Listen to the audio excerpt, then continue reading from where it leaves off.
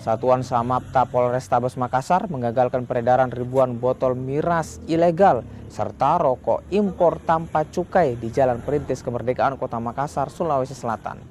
Ribuan botol miras dan rokok ilegal impor ini tanpa cukai berasal dari Tiongkok dan rencananya akan dibawa ke Kabupaten Morowali, Sulawesi Tengah.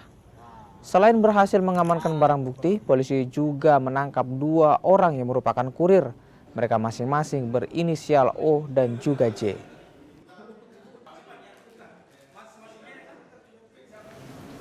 Dan untuk yang bersangkutan, kita kenakan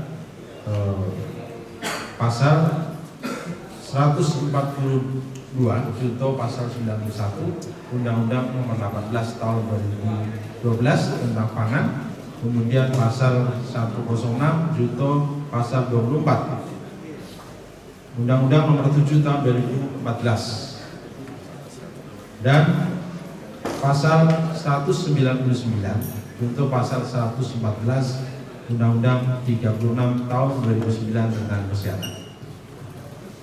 Kedua pelaku ini perannya apa, Bang? Yang 2 pelaku ini perannya adalah membawa, mengangkut barang ilegal menuju ke Morowali. Dan saat ini masih kita lakukan pengembangan khususnya untuk kepada pemilik daripada barang.